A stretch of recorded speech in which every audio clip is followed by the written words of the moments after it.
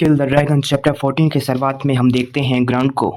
फिर हमारा scene shift होता है, हम जोश को देखते हैं जो लीहान को उठाता है। वो लीहान हम देखते हैं, लीहान अपनी बुक को पढ़ रहा होता है, तभी जोश उसके पास आता है और कहता है लीहान चलो हम फुटबॉल खेलने बाहर चलते हैं। फुटबॉल सब सुनकर लीहान कहता है क्या फुटबॉल? तो ये सुनकर अपना जोश कहता है तुम जानते हो ना फुटबॉल कैसे खेलते हैं? तो ये सुनकर अपना लीहान कहता है हाँ मैं जानता हूँ फुटबॉल कैसे खेलते हैं।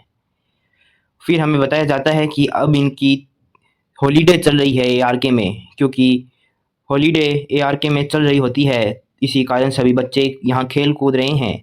और हमें दिखाई जाती है जोश, लिहान और क्यारू की टीम। और कहता है मुझे नहीं लगता, जोश कहता है मुझे नहीं लगता हमारी टीम में कोई भी गड़बड़ी तुम्हें दिखाई देगी होगी।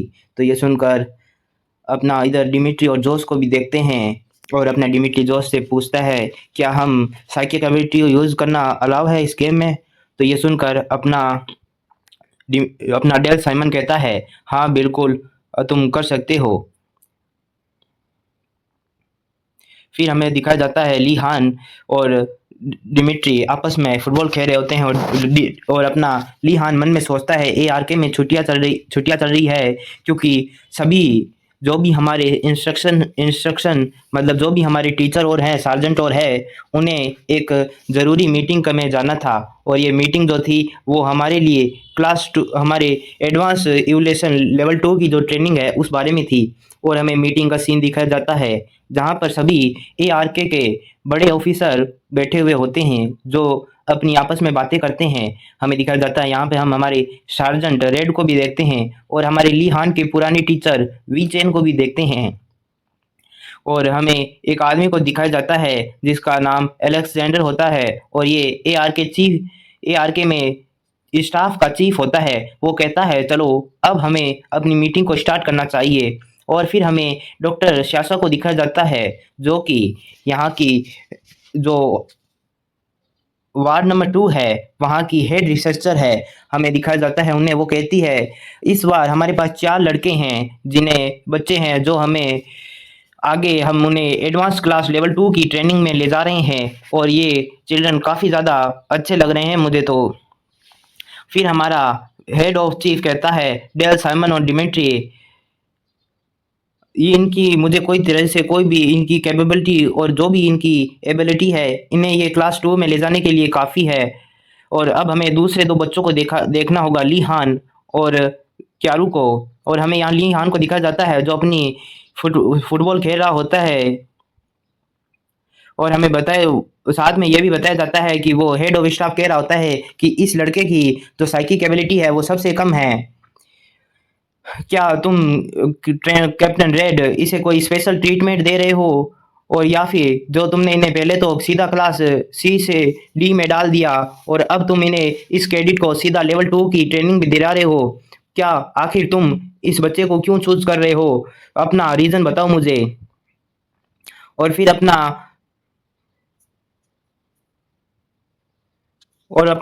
ये हेड ऑफ चीफ कहता है अलेक्जेंडर कि मैंने तुम्हारी इसके साथ फाइटिंग भी देखी है, क्या ये उसके कारण है जो इसे तुम चुन रहे हो? तभी हम अपने वी चैन को देखते हैं, वो कहता है तो आपने ये लीहान जो है वो इसकी जो वेपन हैंडलिंग एबिलिटी है वो काफ़ी ज़्यादा दूसरी एबिलिटी से बेहतर है और हमारे पास ऐसा कोई बच्चा नहीं है जो हम लीहान की तरह अपनी एबिलिटी को यूज़ कर सके और ये पूर्ण रूप से एक साइकर बनने के लिए उपयोगी है। और अपना ये सुनकर हेड ऑफ चीफ कहता है वीचैन जो तुम बता रहे हो इससे तो मुझे ऐसा ही लग रहा है कि तुम इसे काफ़ी ज़्यादा प्रेस कर रहे हो, हाई प्रेस कर रहे हो ताकि ये आगे जा सके। और ये सुनकर अपना कैप्टन रेड भी अपना जवाब देता है क्या आप नहीं चाहते कि वो एडवांस क्लास में जाएं? और फिर अपना वो कैप्टन रेड अपना रीज़न बताने लगता है कि जो आप जैसा सोचते हैं वैसा बिल्कुल भी नहीं। ली हान अपनी टेक्निकलाइसिस पावर का सबसे अच्छा कंट्रोल करने में सक्षम है। वो अपनी बॉडी को फाइट में मूव करते वक्त उस पावर का यूज़ करता है, पर वो अभी नहीं जानता वो टेक्निकलाइसिस पावर को अपनी बॉडी को मूव करने में, अपनी ताकत को बढ़ाने में भी करता है और ये उस बच्चे को भी नहीं पता। साथ में हमें ली हान को फुटबॉल के मैच में दिखाया जाता है जो अपनी आउटस्टैंडिंग अंडरस्टैंडिंग की एबिलिटी और साथ में टेक्निकलाइसिस पावर को यूज करते हुए काफ़ी तेज़ी से डेल साइमन के पैरों के बीच में से बॉल को निकाल कर ले जाता है। और हमें साथ में ये भी बताया जाता है कि लीहान बिना किसी सोचे समझे किसी भी परिस्थिति में अपनी इस पावर को यूज़ कर पाता है और हम देखते हैं इधर लीहान उस पावर का यूज़ करते हुए वो गोल भी कर देता है। और फिर ये सुनकर अपना हेड ऑफ स्टाफ अलेक्जेंडर कहता है, तो तुम्हारी बात हमने सुन ली है, अब हमें आगे बढ़ना चाहिए। तो हम यहाँ पर लीहान और जोश को देखते हैं। जोश लीहान से कहता है, तुम तो कह रहे थे कि तुम्हें पता है कि फुटबॉल कैसे खेलते हैं, पर तुम्हें कभी आज तक खेला नहीं है, पर तुम इतना अच्छा कैसे खेल पा रहे हो? तो ये सुनकर वो कहता है, मुझे नहीं पता। लीहान कहता है, मुझे नहीं पता यार। और इधर अपना डिमिट्री और डेल साइमन लड़ रहे होते हैं बेवकूफ़ बेवकूफ़ करके आगे, तुम क्या कर रहे हो, तुम क्या कर रहे हो? और इसी तरीके से वो दोनों आपस में लड़ रहे होते हैं। और तभी हमें दिखाया जाता है, एक कोई हाथ अपना टेबल पर पटकता है और कहता है, क्या तुम मजाक कर रहे हो मुझे? और हम देखते हैं ये अपनी डॉक्टर सासा होती है और वो कहती है क्यारू को देखते हुए, इस बच्चे की साइकिक एबिलिटी तो काफ़ी ज़्यादा खास है, पर इसकी मेंटेलिटी काफ़ी ज़्यादा बुरी है। इस तरह की मेंटलिटी के साथ कोई भी, हमें नहीं लगता कि हमें इसे अगली क्लास में, लेवल 2 की क्लास में भेजना चाहिए।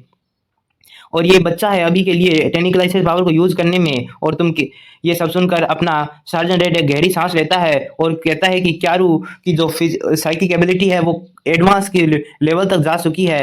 एडवांस लेवल तो क्या, उससे भी आगे जा चुकी है। ये एक जीनियस है, इसका पास्ट थोड़ा बुरा था, इसीलिए शायद ये आज इतना खास बना चुका है। ये सब सुनने के बाद अपना हेड ऑफ स्टाफ अलेक्जेंडर कहता है, पर तुम जो भी कह रहे हो मैं ये सब समझ सकता हूँ, पर जो दिक्कत है वो इसकी मेंटेलिटी है।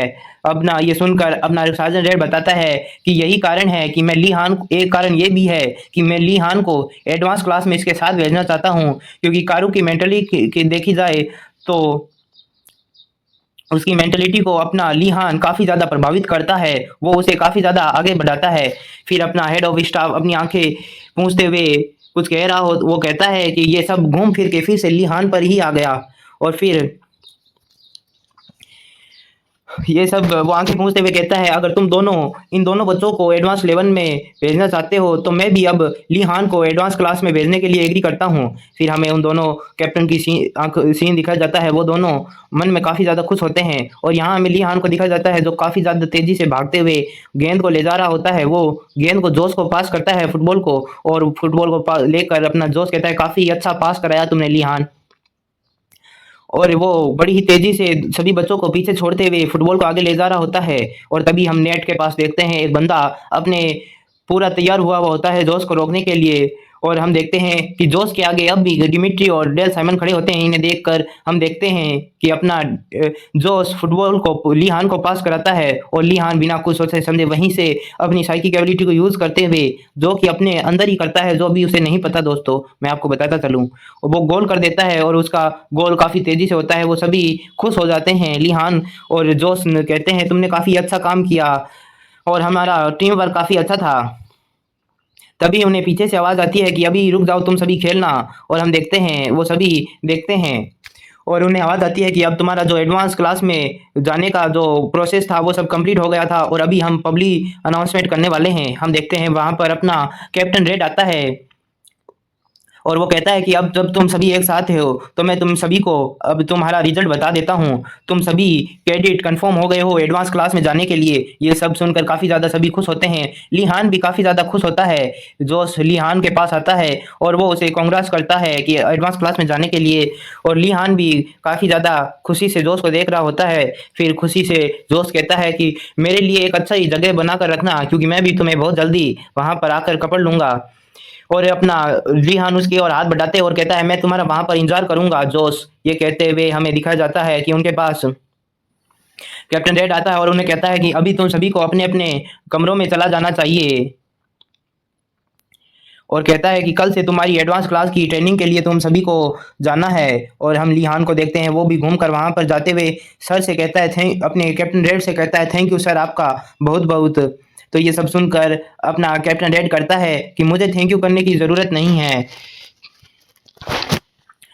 और वो कहता है, मन में ही सोच रहा होता है ये सब कि मुझे थैंक यू करने की ज़रूरत नहीं है, तुम्हें तो काफ़ी ज़्यादा आगे जाना है लीहान। इसी तरीके से वो सब कुछ सोचता है। और वो अब फिर लीहान से कहता है, तुम्हें मुझे थैंक यू करने की ज़रूरत नहीं है। अगर तुम मुझे थैंक यू करना चाहते हो तो याद रखना, अपना गिव अप मत करना इन सब के बाद।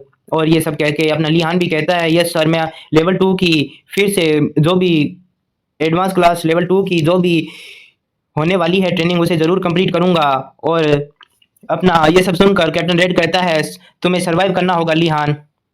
ये सुनकर लीहान अपने सार्जेंट रेड को सल्यूट करता है और कैप्टन रेड वहाँ से चला जाता है और लीहान अपने वार्डरूम में आता है। फिर हमें अगले दिन का सीन दिखाया जाता है। हम सभी उन चारों बच्चों को देखते हैं जो अपने तैयार होकर वहाँ मीटिंग के लिए आते हैं।